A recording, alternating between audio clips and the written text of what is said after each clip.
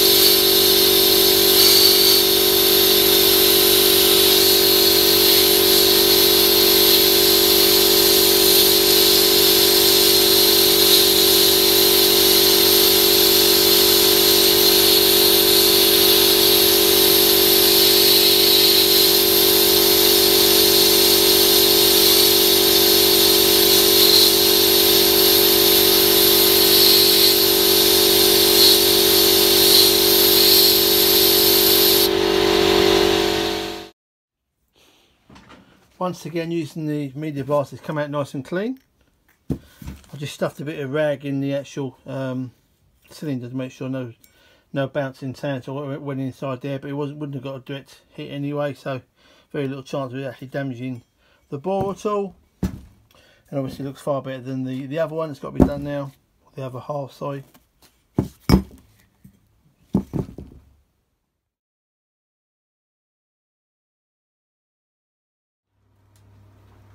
Well, I'm getting ready to reassemble the second caliper.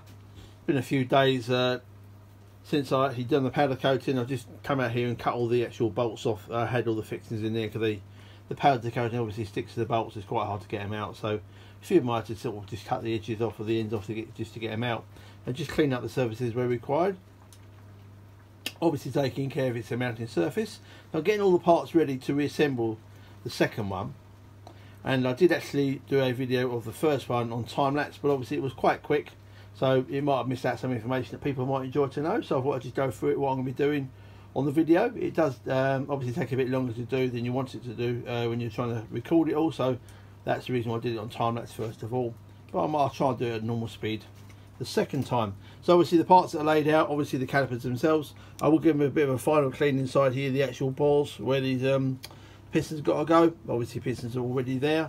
The seals I'll show you later on actually go over at one end of the actual piston. Effective filter dust seal between the piston itself and this edge here, so no dust can basically get back into the machine surface when it's in use. Obviously quite a lot of brake dust around. The clip I sort of showed earlier on the other one goes over the outside edge of the rubber and also then clips into here as well. They weren't too bad to put on. The actual seal, this is actually the piston seal, the piston ring, if you know how the engine works, but basically that's what the main pressure is going to be retained by. So that goes in a groove, which is obviously inside there. So they've all been cleaned out, ready to receive that. And I say there will be a little bit of grease put either on the actual ring itself or in the groove there. Obviously the grease comes in the seal packets as well. And then as you actually offer the piston up, you have to give a bit of a push to get it to go past obviously the rubberized seal to get it to go in, and then just hopefully just push on the seal and the clip as we did for the other one as well. It also comes with the joining ring that effectively goes in that one there, just to join the two halves together. And it also then comes with a dust cap that goes over your normal bleed nipple that you would have. This particular kit came with a few little extras. Not quite sure why, but I ended up with a few extra ones of these and a couple extra ones for the bleed nipple cupboards as well. And again, for some reason they supplied me with 4 bleed nipples rather than just the 2 that I would need. Obviously they're catering for maybe slight deviations of the calipers where you may have 2 separate bleed nipples, as in 1 on each half. So I'll try and put you back on the tripod, try and go through and reassemble it, and then I'll have a little look whether I need to just speed it up later on to stop you all falling asleep watching me doing the rebuild. Well, everything's cleaned off and ready. Also got the bolts ready with some copper slip grease on them as well. Make sure they get a bit easier to get out whenever they need to be removed next time. So I'm going to start off just with a little bit of grease on the inside of the actual cylinder, just to spread it around quite a bit. Try and get a bit of it in the actual groove as well. A little bit on the actual seal. Literally don't want to smother it too much. Just don't need that much.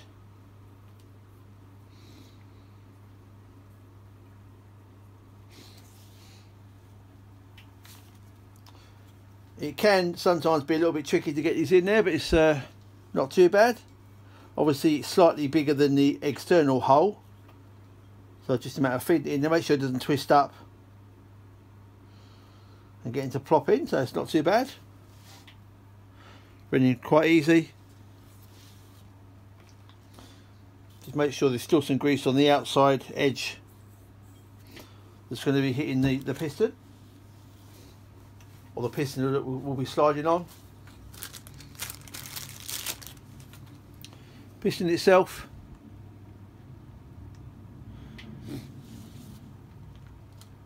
just a little bit of grease around the outside.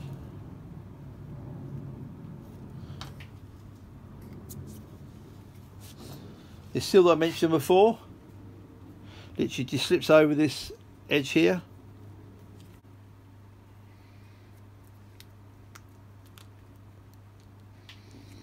Then just make sure it's seated. Obviously it's quite flexible because obviously it'll be moving up and down like that during the life in the actual caliper. And as I said before, what I found last time was I had to take the caliper over to the vise, because I found that it just, although it was sitting there, it was quite difficult to actually get it to go past the rubber bit of the seal. So I'll just go away and get a bit of a light tap, making sure it stays nice and straight, nice and square. You don't want it sort of getting twisted one way or the other in either plane, so I just need to get it nice and square, give it a tap to force the piston past the seal that I've just put in. There you go, a couple of taps has now gone in, so the actual piston's gone right inside the cylinder as far as it can go at the moment, and it will require the actual seal to be flopped over the little piece there, and obviously then put the ring around it.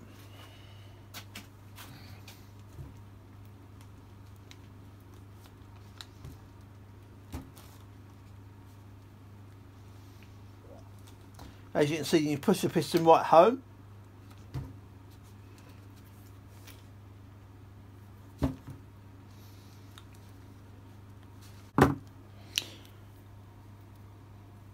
And the clip itself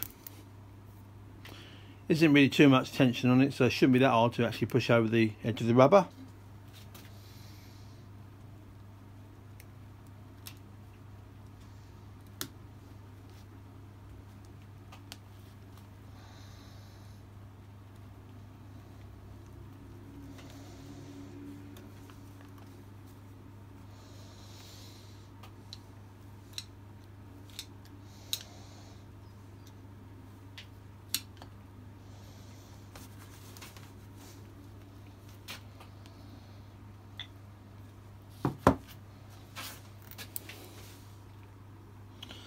There you go, it's seated in the right place. So now the piston will be able to move in and out appropriately. The rubber will be able to move to keep the dust seal there. and obviously it'll make sure no crack gets in the back of the piston, and it'll just move around for the duration of the piston's use.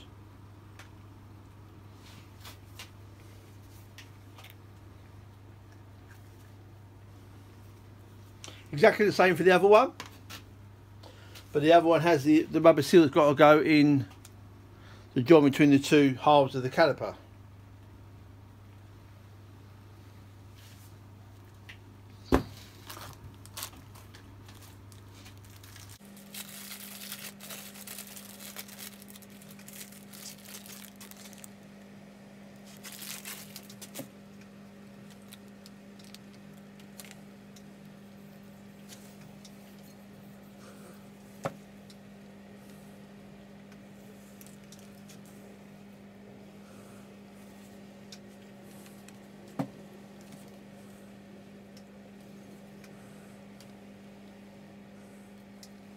Again, just pop straight in, wasn't too much hassle at all.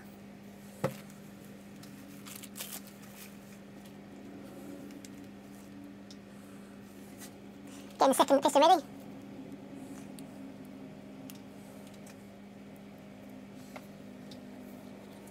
little bit more grease on the outside of the piston.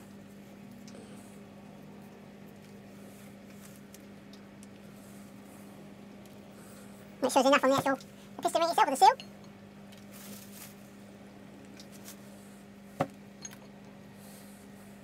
Just try to get that going, start straight. There you go, got it seated in there again.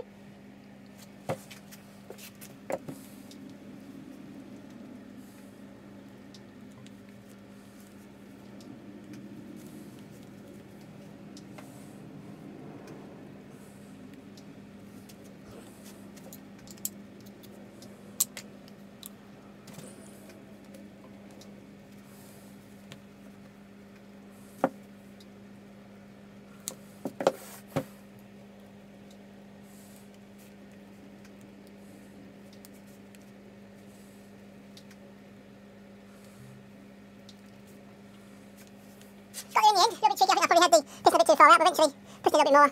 Managed to get the ring back on again in the right place. Once the piston and seal in the right place, it obviously helps to get it right first time.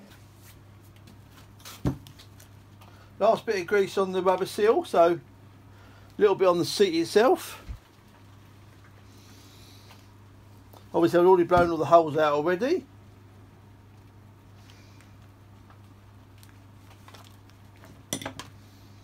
I'm going to have a look at the other ones to see if they're slightly bigger. This one's quite a small one. So this piston or caliper is different to the other one that I've done, but the seals seem to be the same size. Certainly the dust seal and the piston ring seal. But I think this machine service is just a little bit bigger on here. A little bit more movement available for the actual joining O-ring. So to make sure it stays pretty central when I put the two halves together.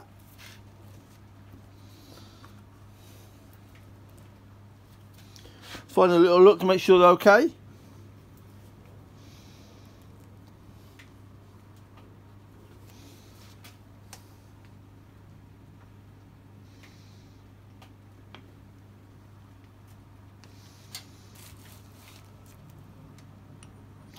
And from memory, I believe it's the little bolts on the outside, the slightly bigger headed bolts on the inside. These are different sizes also, bolts to the M16 caliper, the first one.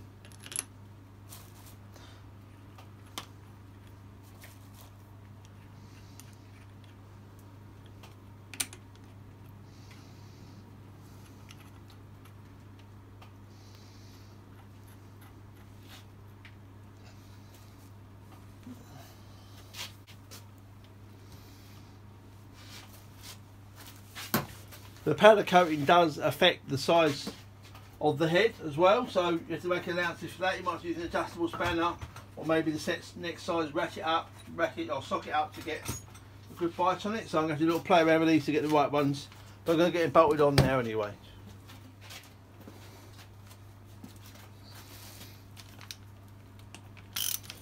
So I'm going to nip these up here, or just run them in the holes, get the two parts back together again.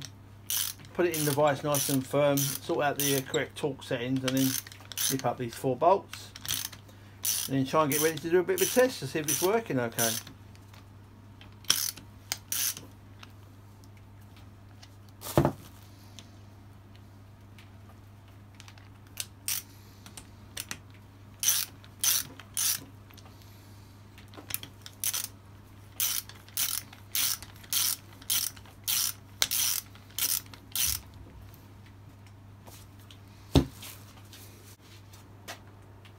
I also picked up basically a brake pad pin fitting set. So I've obviously got 4 new pins, some new R-clips as well, some new shake pads, 80 squirrel pads to put on there.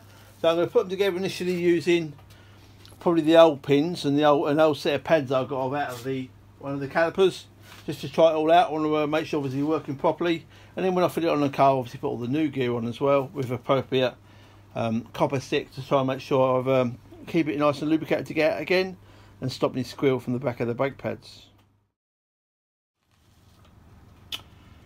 Right, all assembled, all nice and tight, the bolts. I've actually put the new set of pins in.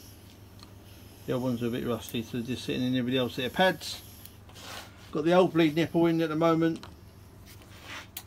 Just going to stick an airline on there this is the original feed in, and obviously as you'll see with a little bit of a squirt. Pads, obviously the brush is nice and loose at the moment. Obviously left the brush in there and the pads so you don't want the pistons to come popping out again.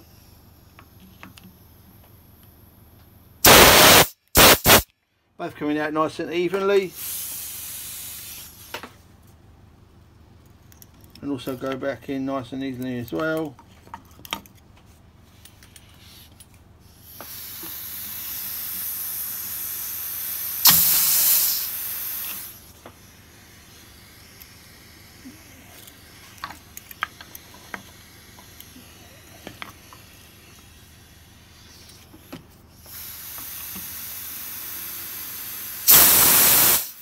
Yeah, really happy with that. Next we need to get these pair fitted to the car. Hopefully that'll sort out the issue I've got on the passenger side, and then maybe refurbish the pair that come off as well.